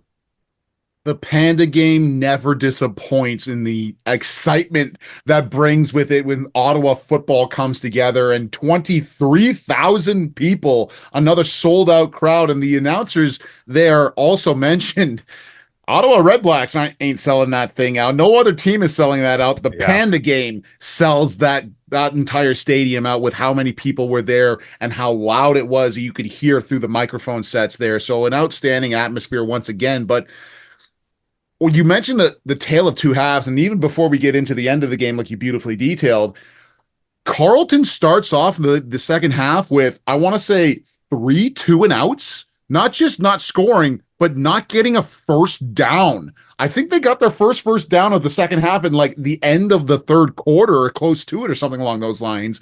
Like it was just such an outstanding adjustment from the Ottawa defense to start things off here to really try to limit the Carleton passing attack that has been so prolific. I mean, you mentioned it previously. Elijah Barnes, 19 for 28, 329 yards, 4 touchdowns. He does have 2 interceptions on the day, though, but still, he was throwing the ball all over the place. Frederick Hatchie, 6 catches, 138 yards and a touchdown. My goodness, did he look impressive? But then, like you mentioned earlier in the podcast here, the pass sets up the run. Ethan Roca, 12 attempts, 85 yards on the ground. Matthew Morin, 10 attempts, 41 yards on the ground. You and I, for a couple years now, have been screaming from the rooftops, Carleton, let's get a run game going here. What's going on? What's happening? We're starting to see it now because of the production that's here and because of what this young man, Elijah Barnes, is doing through the air. So Carleton really does look good. And for the life of me, you and I were talking about this previously, in the entirety of their schedule here, I think the two games that they truly outright lost are Guelph and their Western. The other three games here, now the Panda game, the Windsor game, and the McMaster game, if you get any additional bounce, if the jump ball scenarios, as we like to call it, if you capture one additional one in any one of those games, you win. And you could easily go from a 2-5 team to a 5-2 team. So the capabilities are there. This team is so much better than what they're showcasing on their record. It's just mind-boggling the fact that they've dropped so many close games. So much good stuff in there. For one, you mentioned the commentators. Shout out, and I don't remember the play-by-play guy's name, but the color commentators, Cody Cranston, Ottawa GG legend, younger brother to Ty Cranston, who's still doing his thing in the CFL. Cody got drafted, I believe, as well. Great to see him still doing his thing around GG football, and Ty's playing for that Ottawa Red Black team that's not selling out. TD Place, as you so lovely detailed there. Elijah Barnes, man, that first interception was bad. It was a bad read. He forced the ball. I didn't like it. The second one, hey, it's Denny Ferdinand picking him off. And we'll certainly talk about some of the things Denny did on the day and just the Ferdinand matchup in general. But I think I either texted to you or I said it on the Zoom when we first got on. Obviously this is a wild take to have on October 6th, time of recording, that is October 6th, 2024. I'm putting some money on Elijah Barnes winning OUA MVP in 2025 because this is a team that's getting into that 5-6 win territory. And part of me saying that when we talked it through was, and we'll go over this upcoming CFL draft when we get into the new year, no doubt, because it's a funky one with the restrictions or the allowances that were granted by the CFL for players with COVID and everything like that. It's going to be a big draft, a lot of players for the same number of slots. In the possibility that we lose some of the cornerstone quarterbacks in the league, like Taylor Ellersma, like Evan Hillock, like Keegan Hall, yeah, I see a pathway where this team starts ending up on the other side of those losses, 5, 6 wins. And yeah, this kid is so incredible. And we talked about how with Tristan Lefebvre back and healthy, do you say to yourself, well, Tristan's been in some of these high leverage games. He's played in playoff games. He's played in a Panda. Our season's on the line. Do we go with them or do we ride the hot hand Elijah Barnes and just say, hey, look, young kid, maybe playing in front of 23,000 people is going to freak him out at times. And maybe that's what you chalk up the slow start in the second half to. Maybe that's what you chalk up that first pick that was definitely on him. Even if that is the case, it was all so worth it to see this kid on a big stage, that penultimate drive that led to the touchdown, the 2-point convert, and the fact too that even after the penalty, they get the ball on the one. It's him sneaking it in. I kind of was like, yeah, come on, get my guy Zach George the ball a little bit. Come on, let him punch that in. But it's like, no, we're here because of you, and you get to finish it off for us. And yeah, the day Frederick Hatch he had, and obviously a lot of that yardage is made up on that penultimate drive where he gets some 70-ish yards and the touchdown. But it's seeing a day like that. We know what Kasim can do, and he had a major touchdown earlier on this one. Tristan Reddy had a really strong day. Ben Huckabone, and even a guy like Derek Gibbo, we've seen at times where he's gotten some receptions for this team. This is the reason why, even with them being my Guelph Griffins, but some might say they're also your Guelph Griffins, and some might even go as far as to say they're everyone's Guelph Griffins, that even in the midst of that, with them getting back their guy, our guy in Kane Stevenson, why you look past, you put Laurie number one, you say, okay, Western is likely that number 2-1, but who else is in the mix for it? If it's not Guelph at that number 3 or number 2, it's Carleton right there. And frankly, in my estimation, if you're saying they all get the same quarterback, yeah, Western, Guelph, Carleton, all those teams are in the mix for me because this receiving core is so special. And I called it in the past, Kasim Ferdinand and friends. It's gone from now, it's gone backwards from Michael Jackson to now it's the Jackson 5 type, whereas like just the Yeah. star to all of a sudden it's like no, it's the 5 of us, we're all here together. Kasim's clearly still like the most decorated of them, and obviously we'll talk about what a special day it was for him. But yeah, this offense with this passing attack is so deadly right now. The running attack coming alive, and a quiet day for Keyshawn Reed, who we've seen do some explosive things as well, but outstanding other side of the ball because we've seen Josh Jansen in this game, in this one in particular, 23 for 30, 295, and a touchdown. Our king is Charles Eslan, 14 carries on the ground for 51 and 2 touchdowns. Also reels in 4 catches for 42. It felt like a quiet day because you and me, while we're watching from our respective homes, are going through rosters and scrolling to figure out, sorry, who's Romeo Lucier? And okay, shoot, we should really find out who Tristan Gilbert Thibault is, because like he did last week, Gilbert Thibault is racking up 4 receptions for 57 yards. Lucier with 4 reception on this one, 93 yards. And obviously we still know that they got a guy in Noah Avery who can bust off at any point. And maybe we should make some calls to find out what Maxime Melifont his status is, because if all of a sudden they get a burner like him back in the mix with all these guys who are doing great things, and Charles Asselin and Soleiman, I'm gonna switch to the pronunciation I think I'm picking up from the games instead of Camara. I believe they're saying it's Camara. Man, oh man. Again, you look at not just by the record, but how you feel about these teams with the type of football they're playing right now. And both Ottawa teams are playing such outstanding football, but these GGs under Josh Jansen, under Coach Belfay, had a really strong day. What a turnaround by subbing out one player for the Ottawa GGs here, going from Ben Miracle to Josh Jansen. And now suddenly you're competitive with the number 1 team in the nation last week, and you win the Panda game. If you had come up to me 2 weeks ago, maybe even 3 weeks ago, and said, hey, what do you think? Is Ottawa winning the Panda game against Carleton? Not a chance. Not a chance in hell are they winning this game. And yet Josh Jansen and the capabilities that this young man has, it's just been outstanding. The other thing I want to quickly call out for the folks that haven't seen the stream and haven't seen Josh in person, he towers over his O-line. He's a tall dude. So being able to have the additional height there to find guys down the field is certainly helping. But He's making a lot of really good throws and really good reads. He hasn't thrown an interception yet, knock on wood. And I just love the play that we've been seeing from him. Now, suddenly, Charles Aslan doesn't need to carry the entire team on his back, and you can use him as a utility. And he almost perfectly splits his production. He has 93 yards in total, 51 on the ground, 42 in the air. That is the capabilities of what Charles Aslan can do.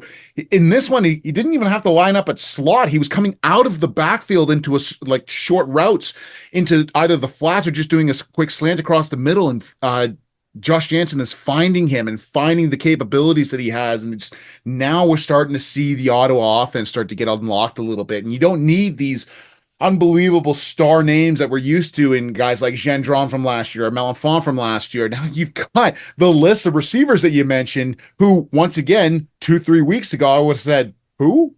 Because they weren't getting their opportunities to catch the ball at all. And now here's legitimately chances. Here's balls placed in perfect settings in certain places. Josh Jansen threw some beautiful passes at times to his guys here. And there's a few times where all of these receivers had to go up and get it. And for the most part, they did. It was so outstanding to see the Ottawa team just have a complete 180 in production and going into the back half of this year. Winning the Panda game now sets you up beautifully to really go into the playoffs on a high note. You still have to take care of business. This season is no longer done. You are going into a bye week this week after Panda, but still, you now control your own destiny. You don't have to rely on, hey, maybe this happens or maybe this loss or whatever else. Win your last game of the season, and chances are you're in the playoffs. This was a massive game to win for the Ottawa GGs. It certainly wasn't another game where we're still not seeing Eric Cumberbatch back for them. But of course, it's not a game in which the Ottawa GGs played if Patrick Cumberbatch isn't coming up with a huge play. And he made that first interception on the day. Kevin Victome with another stellar day. Again, moving away from much like we talked about with Richard Adu before. And this had been an earlier switch for the GGs. Kevin Victome traditionally being at corner and a shutdown corner at that, moving into either half or free safety. I can't tell where exactly. And a guy where if you're going to criticize it, certainly not his coverage. You might have criticized in the past his willingness to go make a tackle. I mean, he gets 6.5 in this game, and he's putting his nose into every pile that comes his way. Really impressive to see his growth, and he's one of the best defensive backs in the nation, no doubt. But then you're also getting contributions on the special team side, where you're having Jackson Brashear block a punt and one Daniel Briere scoop and score it then. So just on all facets, this team is playing just so spectacular. We see, of course, Denny Ferdinand come up with that other interception. The first opening touchdown for Carleton to Kasim Ferdinand. The camera didn't quite catch up with it. And you're saying, wait, which side does Denny play? Did Kasim just score on his brother? Like, what's going on? So it's unfortunate we didn't get to see that. But it's so spectacular. And Kasim, you mentioned already, Kasim on the day, he gets 4 catches for 60 yards and a touchdown. Denny, of course, adds a couple returns in as well as his interception and adds in a couple tackles as well. It's so cool to see that both of these players, and obviously we expected it because they're such important players for their respective teams, had huge days on the biggest of stage. We learned in a game a couple weeks ago for Carleton the history of their father, Denny Ferdinand, or Denny Ferdinand Sr., perhaps, who had a CFL career, who passed when the boys were still, before they had got a chance to meet him, before they were born. And so, again, I've been saying this for a few years now, wanting to, again, get in that Ottawa area. And if you're tuning in from the Ottawa region, please give us a shout to just let us know just all about Ottawa football, but just that this is a story. These two kids, before we even learned that part, we just had to know that, like, okay, twin brothers coming on the scene strong for Carleton. Now one goes over to Ottawa. Now we're learning this about the history of their father. And then, of course, they have another brother who's a football coach in Justin Ferdinand. And shout out to you for supporting what we do here. But just, obviously a loser on the field in the Ravens for this one. And it's now a 6-year streak, I believe they talked about, but nothing to hang your head on. And you talked about some of those balls that Josh Jansen was putting in there.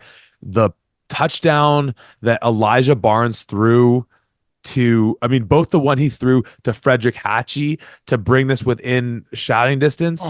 And then I think the one, it was Reddy or Huckabone, the corner route he threw. And that was a CFL professional throw. We always joke all the time that, oh, teams in the red zone, I bet you there's a slot running to that corner because there's so much space. And if you get the right coverage with a professional arm who can put that in the phone booth 10 times out of 10, it's going to be a touchdown, barring just outstanding coverage. And the kid did it. Like, as clean as any quarterback you'll see step onto TV plays field, right? Any quarterback throwing that field corner route, I think it was to the field regardless, to either Reddy or to Huckabee, and I can't recall who. So again, like, it's unfortunate that it might just shake out the way the season's looking, that, you know, it might only be one of these two teams making it in, and Ottawa obviously in a stronger position.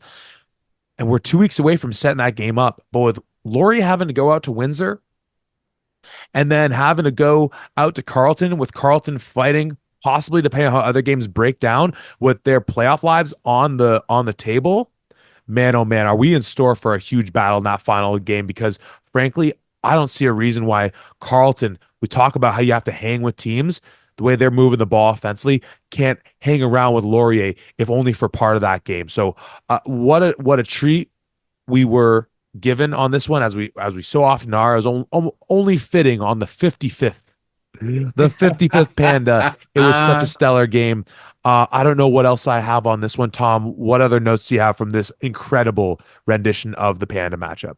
I don't know if it was the play that you were talking about, but the other thing that I wanted to call out here is Frederick Hatchie's touchdown pass.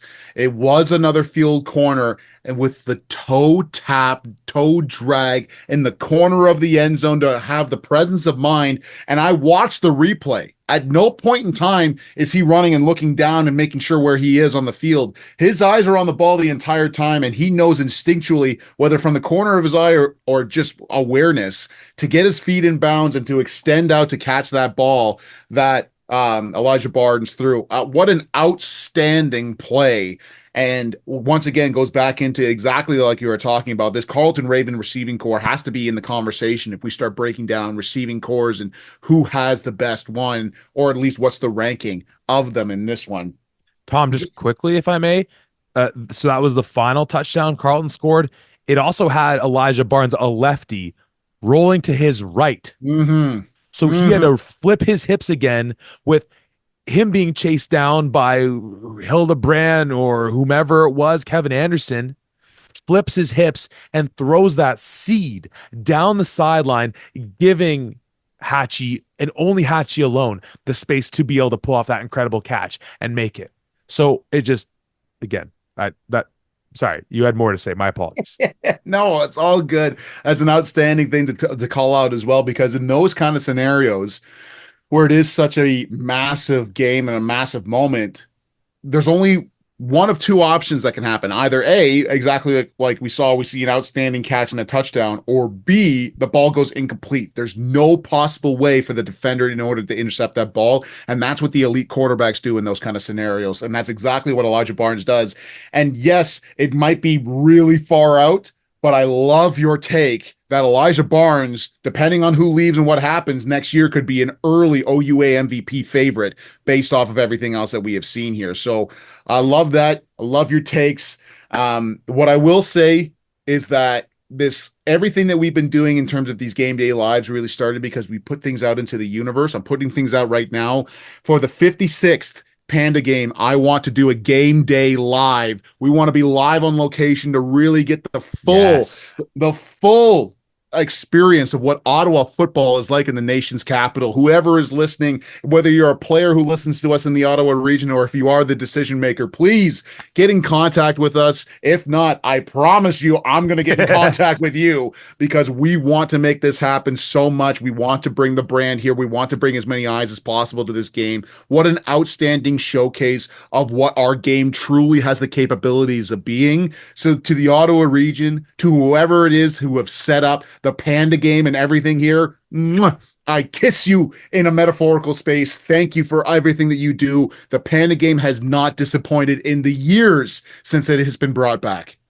And Tom, you talked about how big that Sasquatch of a quarterback and Josh Jansen is, hailing from the land of Sasquatches in Chilliwack, BC. You know where Elijah Barnes comes from, don't you? The hammer, baby. Golly, you guys spread out some great football year after year.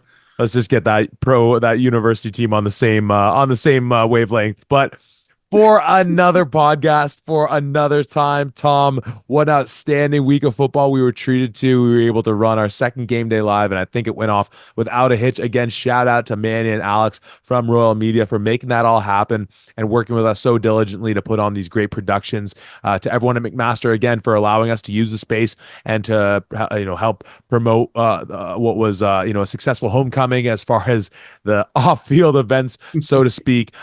Tom, final thoughts from an outstanding week of football.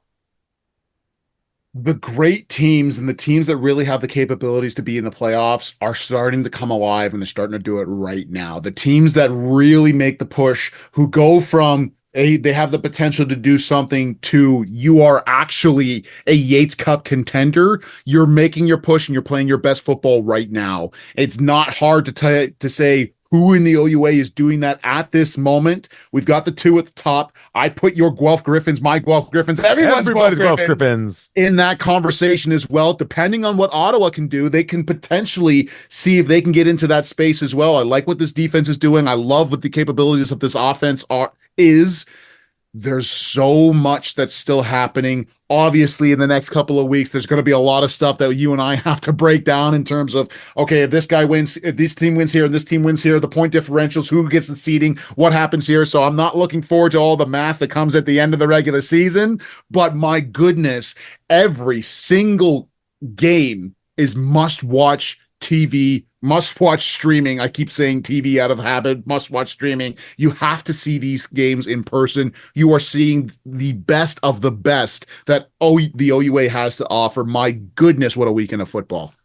Speaking of the best, keep your eyes peeled for awesome interview Tom did after the McWestern game with none other than Hamilton's own Evan Hillock, along with Seth Robertson, one of his go-to targets in the receiving core that will no doubt make its way onto social media very shortly. So you'll be getting that from us. It's a short week with Thanksgiving coming up. So you'll get our preview pod of week 8, the 4 Friday night games coming your way with 3 teams on the bye. You'll get that pod a little earlier than you normally would, but it'll be coming right here at the 55.